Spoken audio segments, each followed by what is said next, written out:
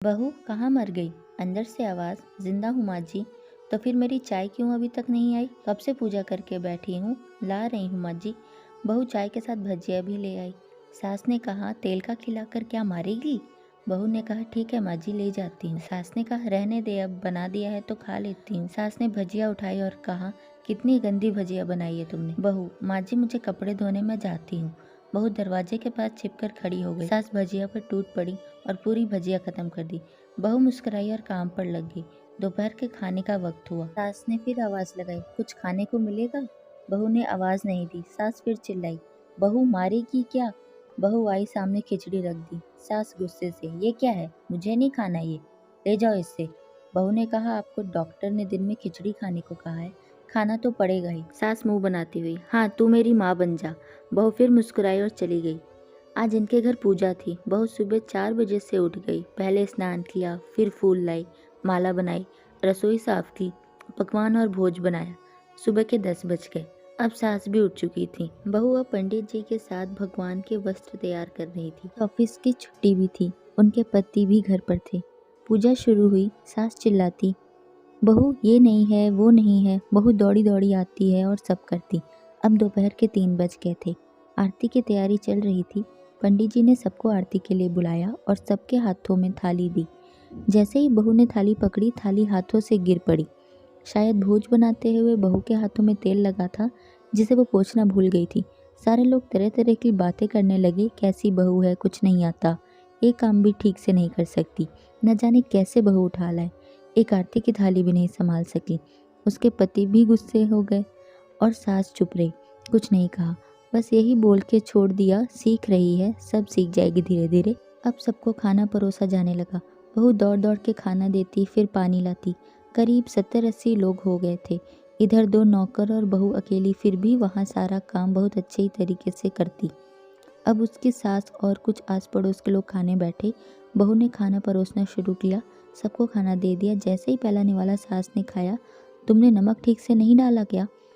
एक काम ठीक से नहीं करती, पता नहीं मेरे बाद कैसे ये घर संभालेगी। आस पड़ोस वालों को तो जानते ही हो ना साहब, वो बस बहाना ढूंढते हैं नुक्स निकालने का। फिर वो सब शुरू हो गए, ऐसा खाना है, ऐसी बहू है, ये वो वगैरह वगैरह। दिन का खाना हो चुका था। अब बहू बर्तन साफ करने नौकरों के साथ लग गई। रात में जगराता का कार्यक्रम रखा गया था। बहू ने भी 1-2 गीत गाने के लिए स्टेज पे चढ़ी। सास जोर से चिल्लाई, मेरी नाक मत कटा देना, गाना नहीं आता तो मत गा, वापस आ जा। बहू मुस्कुराई और गाने लगी। सबने उसके गाने की तारीफ की, पर सास मुंह फुलाते हुए बोली, इससे अच्छा तो मैं गाती थी जवानी में, तुझे तो कुछ भी नहीं आता। बहू मुस्कुराई और चली गई।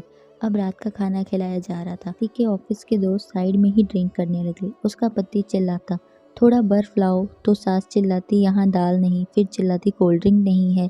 आखिरी में उसके पति की शराब गिर पड़ी उसके एक दोस्त पर और बोतल टूट गई। पति गुस्से में 2 थप्पड़ अपनी पत्नी को लगाते हुए कहता है, जाहिल कहीं की, देखकर नहीं कर सकती, तुझे इतना भी काम नहीं आता। सारे लोग देखने लगे। उसकी पत्नी रोते हुए कमरे की तरफ दौड़ी। फिर उसके दोस्त ने कहा, क्या यार, पूरा मूड खराब कर दिया, यहाँ नहीं बुलाया होता, हम कहीं और पार्टी कर लेते।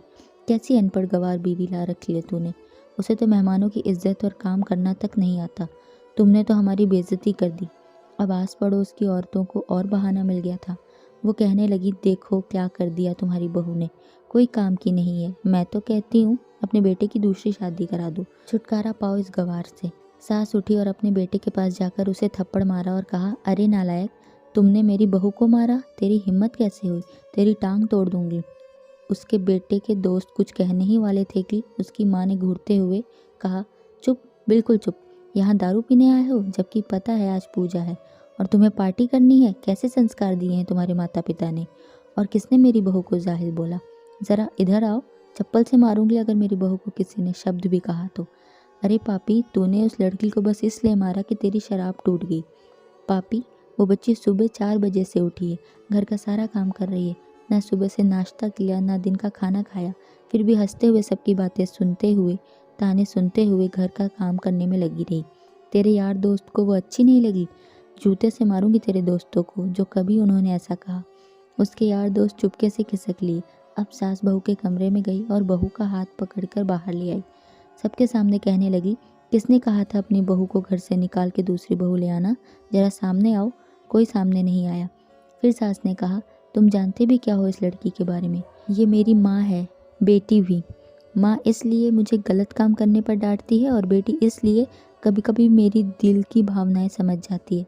मेरी दिन रात सेवा करती है, मेरे 1000 ताने सुनती है, पर एक शब्द भी गलत नहीं कहती, ना सामने ना पीठ पीछे। और तुम कहते हो दूसरी बहू ले आओ। याद है ना छुटकी की दादी अपनी बहू की करतूत? सास ने गुस्से में पड़ोस की महिला को कहा, अभी पिछले हफ्ते ही तुम्हें मियाँ बीवी भूखे छोड़ घूमने चले गए थे। मेरी इसी बहू ने 7 दिनों तक तुम्हारे घर पर खाना पानी, यहाँ तक कि तुम्हारे पैर दबाने जाती थी, और तुम इसे जाहिल बोलते हो? जाहिल तो तुम सब हो जो कोयले और हीरे में फ़र्क नहीं जानते। अगर आइंदा मेरी बहू के बारे में किसी ने एक लफ्ज़ भी बोला तो मुझसे बुरा कोई नहीं होगा, क्योंकि ये मेरी बहू नहीं, मेरी बेटी है। बहू सिसकियाँ लेते हुए फिर कमरे में चली गई। सास ने एक प्लेट उठाई और भोजन परोसा और बहू के कमरे में खुद ले गई। सास को भोजन लाते देख तो बहू ने कहा, अरे माँ जी, आप क्या कर रही हो, मैं खुद ले लेती। सास ने प्यार से ताना मारते हुए कहा, डर मत, इसमें जहर नहीं है, मार नहीं डालूंगी तुझे। तुझे नई सास चाहिए होगी, पर मुझे अभी भी तू ही मेरी घर की बहू चाहिए। बहू ने अपनी सास को रोते हुए गले से लगा लिया। सास भी रो दी पहली बार और कहा, चल खाना खा ले। फिर मजाक करते हुए कहा, फिर मेरे पैर दबाने चले आना, और ये ख्याल मन में मत लाना कि सास पैर बोलती है, किसी दिन मैं इसका गला दबा दूंगी, क्योंकि कभी मैं भी यही सोचती थी। दोनों खूब हंसने लगती हैं। कुछ रिश्ते बहुत मीठे होते हैं, बस बातें कड़वी होती हैं। धन्यवाद दोस्तों, ये थी मेरी आज की कहानी। मुझे उम्मीद है आपको ये कहानी पसंद आई होगी और इससे आपको सीख मिली होगी। ऐसी और भी कहानियाँ सुनने के लिए आप मेरे चैनल को ज़रूर सब्सक्राइब करें और अपने दोस्तों में भी इसे शेयर करें। मैं आपसे मिलूंगी अपनी अगली वीडियो में, तब तक के लिए अपना ख्याल रखें। धन्यवाद।